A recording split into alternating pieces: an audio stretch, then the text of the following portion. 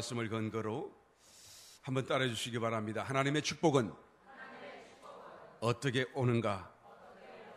이와 같은 제목을 통하여 함께 은혜 나누길 원합니다. 전할 때에 우리 모두에게 참으로 성령의 조명하심으로 이 말씀이 다만 몇 마디 말로만 기억되지 마시고 정말로 하나님의 살아있는 생명의 말씀으로 우리의 심령을 또한 인도하며 우리의 삶을 또한 축복의 골짜기를 인도하는 놀라운 축복이 되시기를 예수님으로 축원드립니다. 구약 성경 중에 열왕기 하편 6장에 나오는 말씀 속에 엘리사가 행한 기적 사건을 기록해 주고 있는 것을 보게 됩니다. 한 번은 요단 강가로 또 선지 성도들과 함께 자기들이 거할 어떤 숙소를 건설하고 또 함께 거기서 동거하며 공부하기 위해서 건물을 짓게 되어졌는데 열심히 도끼질하여 나무를 베던 중에 한 학생이 그 도끼 날이 빠지는 것도 모르고 힘있게 휘두르다가 그 쇠로 된 도끼 날이 물속에 요단강에 풍덩하고 빠지고 말게 된 것이죠. 그런데 그 도끼 날은 자기 게 아니고 빌려온 것이었습니다. 그래서 얼마나 난감한지요. 아, 내 주여, 이는 빌려온 것입니다. 어떻게 하면 좋겠습니까? 참으로 난감한 그런 형편 속에 엘리사에게 여쭈었더니 엘리사는 말합니다. 어디에 빠졌느냐? 저기입니다. 그래서 나무 가지를 베어서 그 곳에 던져넣으니 그 쇠로 된 도끼 날이 둥둥둥둥 물 위로 떠오르게 되는 것이죠. 여러분, 기적인 것입니다. 엘리사가 나뭇가지를 베어서 물에 던진 결과로 그 쇠로 된 도끼 날이 물 위로 떠오르게 된 것이죠. 이것은 초자연적인 하나의 사건인 것입니다. 이것은 자연적인 현상 속에 있을 수 없는 일인 것이죠. 영적인 영역 속에 일어날 수밖에 없는 그런 현상인 것입니다. 우리가 흔히 보고 듣고 만나는 자연적인 영역과 현상과는 무척 다른 것이죠. 이것을 설명할 수 없을 때가 더 많은 것을 보게 됩니다. 여러분, 하나님의 축복이라고 하는 것은 하나님의 영역, 곧 영적인 영역으로부터 오는 것입니다.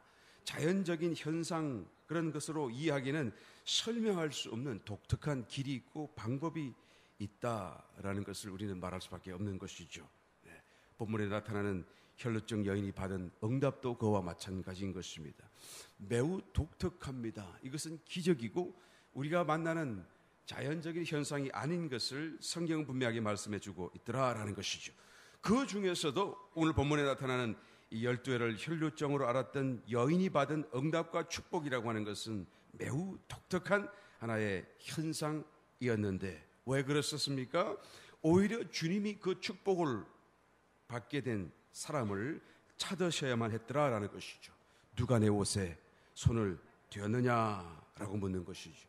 오히려 마치 하나님의 손에 들려져 있는 어떤 축복, 하나님의 어떤 좋은 것을 몰래 빼앗은 것 같은 느낌이 드는 것입니다. 하나님은 주지 않으실 수 없는 듯 그냥 마지못해 빼앗기는 그런 어떤 느낌마저도 주는 것을 보게 되는 것이죠.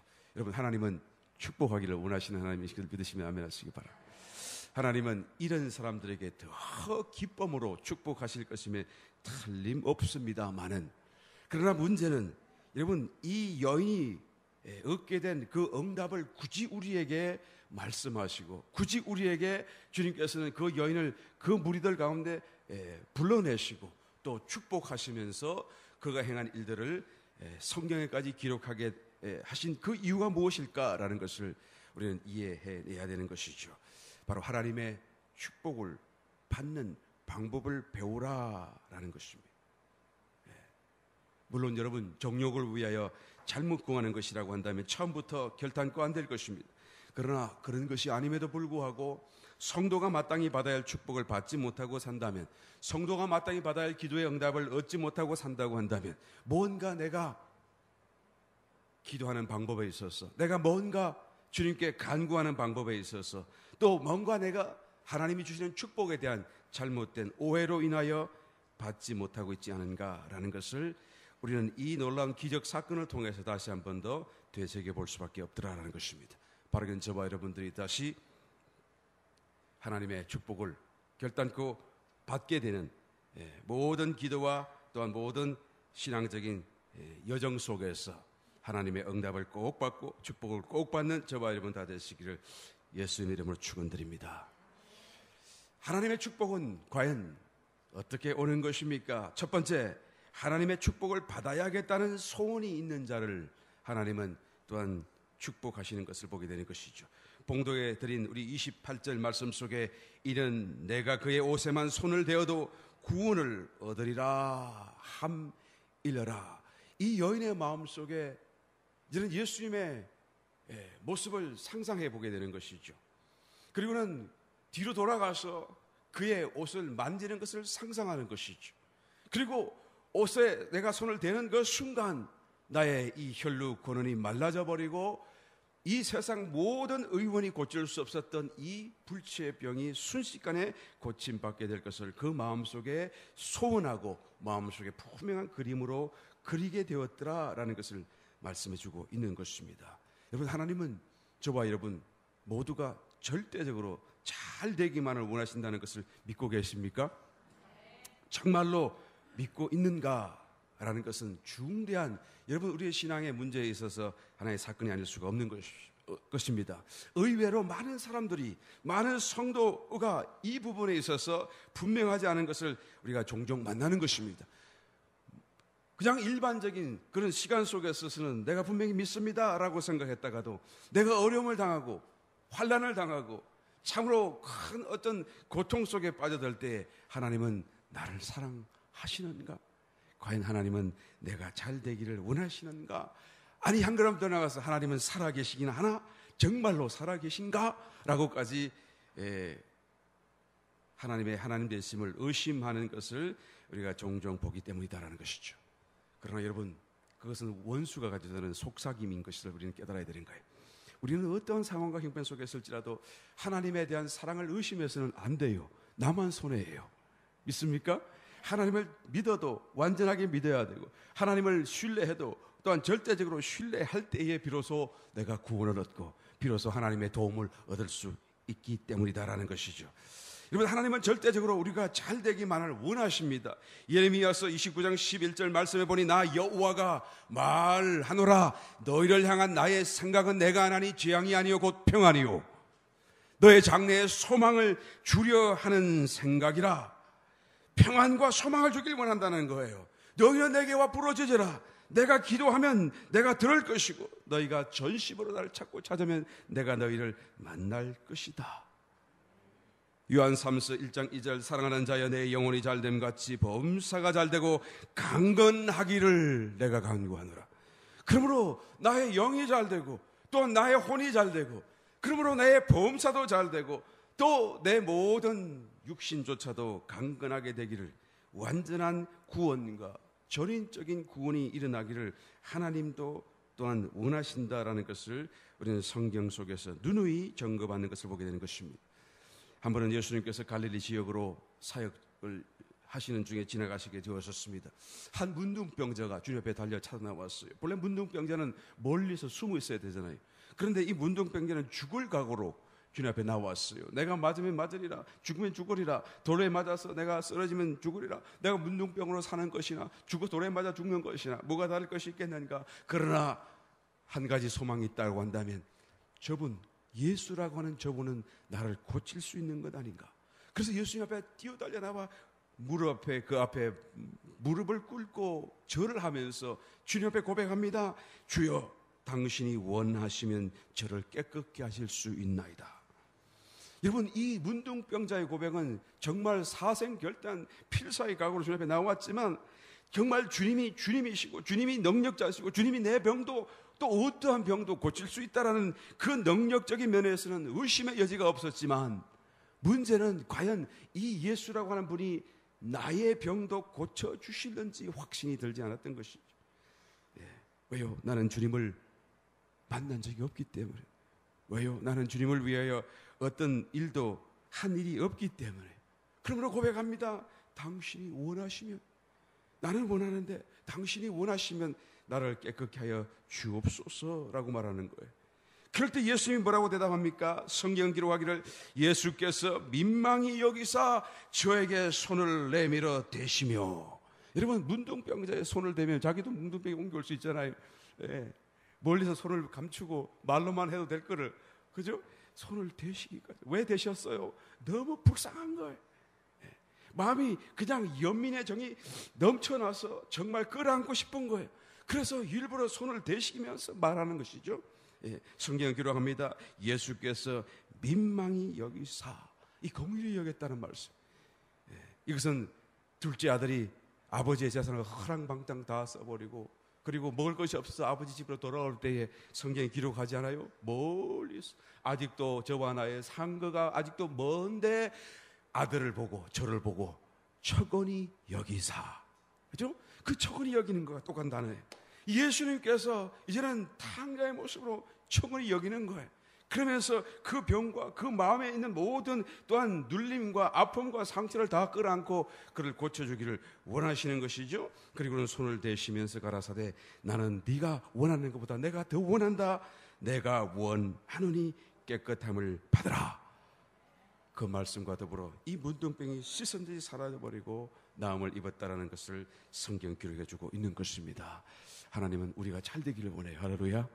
하나님은 우리에게 더 좋은 걸 주기를 원하신다는 것을 우리는 결단코 의심해서는 아니 되는 것입니다. 우리가 이것을 알지 못하면 하나님을 믿을 수 없고 믿을 수 없다고 한다면 하나님께 담대히 기도할 수도 없는 것입니다. 하나님을 우리가 알아서 믿음으로 담대하게 구할 것을 구해야 되는 것이죠. 그런 사람에게 하나님이 응답하실 수가 있어요. 하나님은 좋으신 하나님인 것을 믿으시면 다시 한번 크게 아멘하시기 바랍니다. 하나님은 정말로 우리가 잘 되기를 원하신다는 사실을 여러분 꼭 우리의 마음속에 갖게 되시기를 예수님은 축원합니다. 아브라함이 로마서 4장 3절에 보니 하나님을 믿지 않았었습니까? 사도 바울은 깨달은 심정으로 성령 안에서 하나님의 마음을 이렇게 고백하고 있습니다. 기록하고 있습니다. 아브라함이 하나님을 믿음에 이것이 저에게 의로 여기신 바 되었느니라.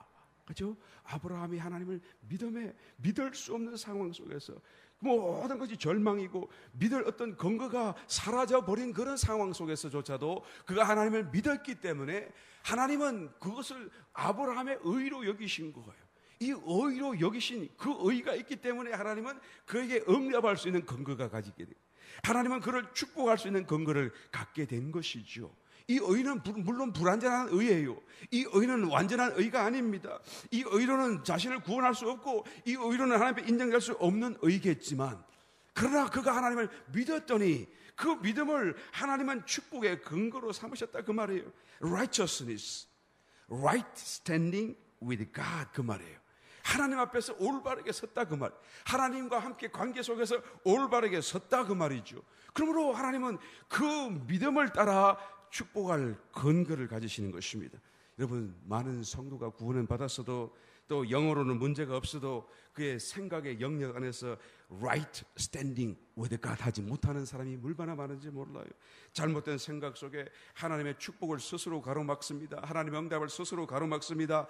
어떤 정통 교파에서는 사도 시대로부터 이제는 모든 성경의 기적은 끝났다. 방언도 끝났다. 이제는 더 이상 기적이 없다. 기적할 필요도 없고 방언도 할 필요가 없다. 그러므로 이제는 더 이상 하나님의 신유와 기적도 없다라고 말하고 그렇게 믿는 교파 교단도 있습니다. 여러분, 하나님은 우리의 믿음을 따라 역사하실 텐데요. 우리가 기적이 없다라고 믿기 때문에 하나님의 기적을 행할 수가 없는 것입니다. 내가 방언이 없다라고 말하기 때문에 이런 하나님의 방언을 할 수가 없는 것입니다. 믿습니까? 여러분, 우리는 우리의 마음속에 분명한 소원을 가지고 하나님은 나에게도 지금도 기적을 베푸기를 원하시고 지금도 좋은 거로 채우기를 원하신다는 사실을 분명히 고백할 수 있어야 될 줄 믿습니다. 나에게 분명한 소원이 있는가?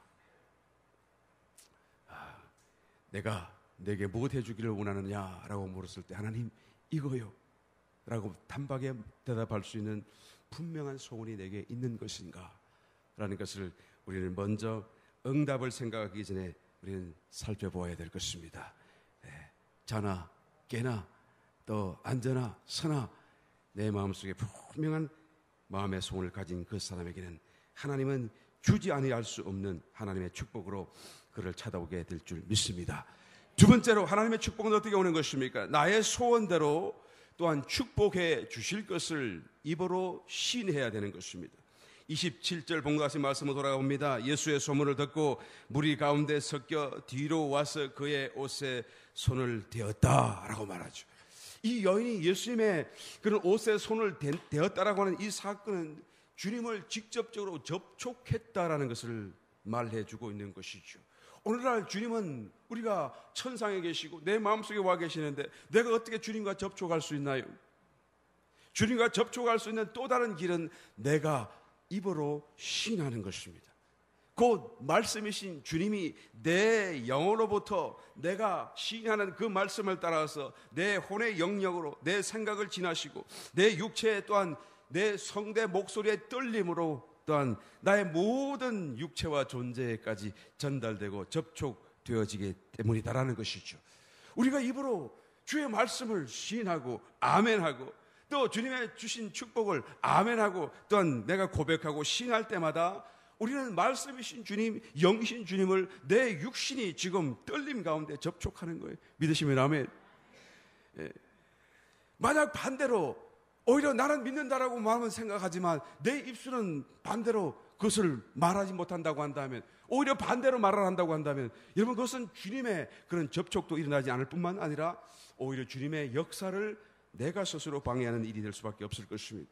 언젠가 한국에 있을 때 응급실 중환자, 우리 성도 가운데 급한 병이 중환자실을 찾아간 적이 있었습니다. 그래서 보니까 정말 위태해 보이고 이제 생명이 얼마 남지 않은 것 같은 모습으로 이제는 모두 산소 마스크를 끼고 막 그리고 누워 누워 있는 것을 보고 얼마나 마음이 안타까운지요. 아직도 이제 벌써 가실 때가 아닌데, 그래서 간절한 마음으로 기도합니다. 하나님 살리소서 예수 이름으로. 그리고는 기도하고 나왔더니 병원문을 나서자마자 같이 기도해 주러 왔던 권사님 중에 한 분이 뭐라고 말씀하시는 거 하니까, 목사님 얼마 못 살겠죠? 나 저런 사람 많이 봤어요. 예, 얼마 못 살아요. 예, 그러면 왜 기도했죠? 나는 그게 입에까지 턱이 올라오는데 말을 못 하겠더라고. 마음이 약해가지고. 권사님도 지금 방금 기도했잖아요. 고쳐달라고. 예, 왜 기도했어요? 여러분, 우리의 눈에는 안 될 것 같이 보일지라도, 우리의 생각에는 그것이 절망이라고 보일지라도, 그러나 내 입술은 결단코 불신앙적인 말을 토해내서는 아니 되는 것입니다. 혹시 하나님이 고치시면 어떻게 할 거예요? 예. 정말로 내 생각과 달리 기적이 일어나면 어떻게 할 거예요? 내가 얼마나 부끄러워요. 예. 그러나 내가 정말 내 생각으로는, 내 마음으로는 믿어지지 아니할지라도 내 입술로 아멘, 내 입술로 아멘, 내 입술로 나음을 입을지어다라고 말했다고 한다면, 그래서 하나님이 고치셨다라고 한다면 얼마나 영광이 되고 또 하나님 앞에 얼마나 큰 자랑이 될 수 있겠는가라는 것입니다. 여러분, 때때로 내 마음이 안 믿어질 때가 있어요. 그럼에도 불구하고 입술로는 믿음의 말을 고백하게 되시기를 예수님의 축원합니다. 내가 입으로 계속하여 그 말을 시인하고 반복하는 중에 그것이 내 몸에 울림이 되어지고 내 몸이 전체적으로 아멘하게 되어지게 되면 나도 모르게 그 사건이 믿어지는 순간이 다가오게 되어지는 것입니다. 그러면 하나님은 바로 그 믿음을 따라 우리 가운데 역사하게 될 것입니다. 여러분, 입으로 말한다는 것은 강조해도 정말로 지나칠 수가 없어요. 특별히 신앙인들에게는 더 강조하고 더 강조해야 돼요. 우리의 입술에 단 한마디라도 불신앙적인 말이 나오지 않도록, 적어도 내 입술에 있어서는 이런 말이 나오지 않도록 우리는 우리의 입을 참으로 믿음의 입술로 만들어 가야 될 필요가 있는 것입니다. 하나님이 사람을 창조하셨을 때 하나님의 모양, 하나님의 형상대로 만드셨다라고 성경이 기록합니다. 모양은 외형적인 모습이라고 한다면, 형상이라고 하는 것은 내면적인 것이죠. 이 하나님의 어떤 성품, 하나님의 어떤 관념, 어떤 기질, 하나님의 어떤 내면적인 것을 포함하고 있는 것을 말해주고 있는 것입니다. 타락하기 이전에 아담은 하나님의 모양과 형상대로 지음을 받았기 때문에 하나님의 모습을 지닌, 그래서 온 세상 만물의 통치자, 하나님을 대리하는 통치자였었더라는 것이죠. 그가 만물을 통치할 때 뭘로 가지고 통치했나요? 말로써. 그가 말하는 것은 그대로 그의 이름이 되었고, 그가 말하는 것은 그냥 법이 되었고, 그가 말하는 것은 그대로 축복이 되었고, 아멘. 그런 말로서 모든 만물을 하나님처럼 통치했어요. 하나님도 마찬가지. 지금도 말씀으로 천지를 창조하시고 말씀으로 통치하시는 거예요. 할렐루야. 네. 그런데 이 사람이 타락했습니다. 이 모든 권세와 권위를 순식간에 상실해 버렸어요. 그런데 예수님이 다시 오셔서 십자가를 통하여 이제는 신약적인 성도를 회복시켜 놓았어요. 너희는 이제 왕 같은 제사장이로구나. 그렇죠? 저와 여러분들은 왕 같은 제사장인 것을 믿으시면 아멘 하시기 바랍니다. 네, 왕 같은 제사장. 마가복음 11장 23절 그러므로 내가 진실로 너희에게 이르노니 누구든지 이 산들어 돌리어 바다에 던지려 하며 그 말하는 것이 이룰 줄 믿고 마음에 의심치 아니하면 그대로 되리라. 그렇죠? 믿는 것도 필요하지만 믿음 이전에 내가 말하는 것이 있어야 되는 거예요. 말하는 것이 필요하다는 것이죠. 왜요? 우리가 왕이기 때문에. 왕은 뭘로 다스립니까? 말로서 통치하잖아요. 우리를 왕까지 회복해 놓으셨으니까 이제는 우리는 왕으로서 말해야 되는 것이죠. 그 말이 이제는 하나님의 권세를 따라서 이루어지고 나타나게 되더라라는 것이죠. 이것이 하나님이 새롭게 회복해 놓은 신약적인 질서요, 본래적인 하나님의 질서인 것을 우리는 반드시 알아야 되는 것입니다. 그러면 우리의 말을 우리가 어떻게 하는가라는 것은 그 우리의 신앙과 직결되어 있고 하나님의 역사와 직결되어 있고 하나님이 말씀하시는 모든 축복과도 직결되어 있다는 것을 우리는 알아야 되는 것입니다. 위스콘신 주에 있는 어떤 신경외과 의사가 워드 테라피, 언어 치료법이라는 것을 한번 발표한 적이 있습니다. 그래서 말로서 치료를 하는 거예요. 신경외과 의사인데요. 하루에 자기를 찾아온 그런 환자들에게 15분씩 그런 똑같은 자기가 주는 말을 반복해서 말하라라고 처방을 했었어요. 그래서 멘털 엑서사이즈, 정신적인 운동을 시키는 것이죠. 그래서 어떤 고혈압 환자가 오게 되면 나의 혈압은 80에서 120이다. 나의 혈압은 80에서 120이다. 나의 혈압은 80이고 120이다. 라고 그것을 하루에 꼭 15분 이상 반복해서 말하라는 것입니다. 그것을 말하는 사람이 이해를 하든지 못하든지 상관없고 그냥 무조건 말하라는 거예요. 그래서 말을 했더니 자기가 이해를 하든지 믿든지 안 믿든지 상관없이 그가 하는 말을 자기의 몸은 알아듣고 80이 되고 120이 되더라는 거예요. 이분이 믿는 자인지 아닌지 모르겠습니다만 여하튼간에 한 번은 말기암 환자가 찾아왔대요. 자기가 기록한 이게 책에 보니 그렇게 적혀있어요. 3개월 동안 이 말기암은 나에게는 없다 암은 없다라고 말하라고 했더니 3개월 만에 치료가 됐대요. 나는 이것이 정말 확인할 길이 없지만은 사실 그 가능성을 두고 볼 적에는 나는 확실히 분명히 믿습니다. 얼마든지 가능하다고 믿습니다. 하나님이 그렇게 만드셨잖아요. 여러분 믿음이 없이도 만약에 몸이 말 한마디로 치료될 수 있다고 한다면 우리가 믿음을 갖고 말씀해 주신 주님을 말해낸다고 한다면 우리가 여러분 결단코 불가능이 있을 수 있겠는가라는 것을 우리는 고백하지 않을 수 없습니다. 그러므로 주님께서는 누가복음 17장 6절에 겨자씨 하나할 만한 믿음이 너에게 있기만 하면 이 뽕나무더러 저 바다에 던지려 하면 그 뽕나무가 너에게 순종하였으리라. 그죠? 인격도 없어요. 정신도 없는 기초 생명체인 뽕나무가 우리의 말을 순종하여 저 바다에 던지어서 심교게 되겠다라고 주님께서 말씀해 주고 있는 것을 보게 되는 것입니다. 여러분 우리가 입을 열어 말해야 돼요. 우리가 환경을 향하여 외쳐야 되는 것입니다. 믿음을 갖고요.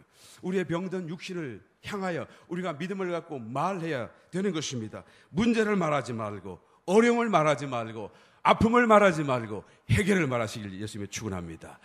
하나님의 역사를 말씀하시기를 예수님의 축원합니다. 하나님 주신 약속의 말씀을 선포하게 되시기를 예수님의 축원드립니다. 세 번째 마지막으로 어떻게 하나님의 축복이 우리에게 다가오는 것입니까? 하나님의 축복의 말씀을 우리가 믿음으로 품어야 할 것을 말씀해 주고 있습니다. 34절 마지막 절 말씀을 다시 한번 봉독해 보겠습니다. 예수께서 가라사대 따라 내 믿음이 너를 구원하였으니 평안히 가라 내 병에서 놓여 건강할지어다 라고 말씀하셨습니다. 그런데 사실 이 여인이 병이 나은 것은 34절이 아니고 29절에서 나아버렸잖아요. 언제요? 뒤로 돌아가서 예수님의 옷자락을 만지는 순간 하나님의 능력이 흘러들어와서 자기도 자기의 몸이 말라버리고 나았다는 것을 느꼈다는 것을 성경에 기록해 주지 않습니까? 그런데 왜 또다시 이 모든 일이 다 지난 뒤에 주님께서 따라 내 믿음이 너를 구원하였으니 평안히 가라 내 병에서 놓여 건강할지어다 라고 말씀하실 필요가 있었는가라는 것이죠. 왜 주님은 두 번 다시 반복하여 이 말씀을 하실 필요가 있는 것입니까? 여러분, 중요한 사실이 여기에 있는 것입니다. 영적 중요한 사실이 이 속에 있는 것입니다. 여러분, 기적과 또한 어떤 체험과 어떤 응답은 여러분 어느 날 갑자기 왔다가도 또 내가 의심하고 또 내 믿음이 흔들릴 때 사라질 수가 있어요. 또 한 번은 내 몸이 나았다가도 똑같은 병이 재발을 할 수도 있는 것입니다. 그러므로 이것은 그림자와 같아요. 영원한 것이 아니죠. 영원한 것이고 우리가 꼭 붙들어야 될 것은 하나님의 말씀밖에 없다라는 것입니다. 하나님의 말씀을 우리가 붙들고 있는 동안에는 결단코 동일한 병이, 동일한 원수가, 동일한 어떤 사건이 우리 가운데 틈탈 수가 없기 때문인 것이죠. 그러므로 주님은 다시 이 말씀을 해 주실 필요가 있는 거예요. 따라 내 믿음이 너를 구원하였으니 평안히 가라 내 병에서 놓여 건강할지어다. 이 딸은 이 말을 듣고 이제는 이 말을 가슴에 품었습니다. 이제는 이 말씀으로 인하여 다시는 동일한 질병이 자기를 괴롭히지 못하는 이런 완전한 치유와 구원 속에 살아갈 수 있겠더라라는 것입니다. 오히려 그러므로 똑같은 이 기적 사건을 마태복음에도 기록하고 있는데요. 마태복음 9장의 22절로 가서 보게 되면 예수께서 돌이켜 그를 보시며 가라사대 따라 안심하라 내 믿음이 너를 구원하였다 하시니 여자가 그 시로 구원을 받으리라 이렇게 기록하고 있어요. 언제요? 그 시로 that hour that hour 바로 그때 언제요? 따라 내 믿음이 너를 구원하였다 하시니 바로 그 시로 여자가 be healed 고침을 받았다라고 마태복음 기록하고 있는 거예요. 사실은 그 전에 고침을 받았는데요. 그런데 마태복음 기자는 오히려 더 강하게 이 부분을 강조하고 있어요. 언제 고침 받았다고요? 만지는 그 순간, 능력이 들어오는 순간이 고침 받은 것이 아니고 예수님이 다시 그 여인을 만나서 말씀을 전해주실 때 말씀을 받는 그 순간 그 여자가 that hour 그 시로 구원을 받았다라고 말씀해주고 있는 것입니다. 여러분, 우리는 말씀을 받아야 돼요. 할렐루야. 우리의 기적과 체험과 어떤 그런 외형적인 어떤 그런 눈에 보이는 것으로 우리는 의지하면 안 되는 것입니다. 그것은 있다가도 없어지고 또한 없다가도 얼마든지 생겨날 수 있는 것이죠. 정말로 하나님의 역사 속에서 정말로 구원을 받고 정말로 고침을 받고 정말로 응답을 얻기 위해서는 우리는 거기에 상당한 하나님의 말씀을 품어야 돼요. 가져야 돼요. 가슴에 여러분, 믿는다라고 하는 것은 마치 농부가 씨앗을 땅에 심는 것 같습니다. 씨앗은 말씀이라고 한다면 땅은 우리의 마음이겠죠. 심는 것은 무엇입니까? 믿는 거예요. 그래서 믿음으로 말씀을 우리의 가슴에 받아들이는 거예요. 그래서 그 말씀이 씨앗이 되어서 말씀의 마음 가운데 뿌리 내리도록 하는 것이 믿음이에요. 말씀이 없다라고 한다면 아무리 기적이 위대하고 아무리 그 능력이 크고 또한 놀라운 일일지라도 그것은 아무것도 아닌 것입니다. 우리는 말씀을 받아야 돼요. 말씀이 있어야 믿음도 있고 믿음이 있어야 하나님의 또한 진정한 축복도 우리 가운데 주어질 수가 있더라라는 것이죠. 말씀을 품게 되시길 예수님이 축원합니다. 우리의 믿음의 대상은 기적이 아니고 응답이 아니고 말씀인 것입니다. 우리의 마음속에 그것이 레마의 말씀으로 들려오든지 우리가 묵상하며 읽는 말씀으로 또한 기억된 말씀이든지 간에 이번 둘 다가 다 하나님의 말씀이에요. 상관하지 마세요. 그 말씀을 품으세요. 하나님의 말씀을 가슴에 품으세요. 품는 그 순간 그것이 참된 믿음이요. 그 믿음을 따라 하나님은 이 혈루증 여인에게 응답하지 아니할 수 없도록 또한 응답하시는 놀라운 축복이 또한 주어지게 될 줄 믿습니다. 조영기 목사님이 옛날에 한번 제가 정확하게 기억이 안 납니다만 아마 이제 막 만명 고지를 막 그냥 오르락서는 그런 아마 그런 부흥의 시간을 맞이하고 있었던 때였던 것으로 기억합니다. 그런데 이제 다음에 우리 교회의 목표를 어떻게 잡을까 기도하며 고민하는데 이제는 교회 목표 10만 명이라고 탁 한번 적고 싶은 거예요. 그런데 10만 명이라고 탁 적고 싶은데 그게 숫자가 너무 크잖아요. 그때만 해도 10만 명이라는 건 꿈도 꿀 수 없죠. 그런 교회가 없으니까, 지상이 없으니까 말이에요. 그러니까 이야, 이게 정말 되게나 될까? 여러분, 지금 여의도 교회가 70만이다 100만이다 그렇게 말하는데 사실은 그 안에 있는 명승훈 목사님이 그 계산을 실제로 한번 해보니까 한 20만이라서 25만이더라고요. 그래.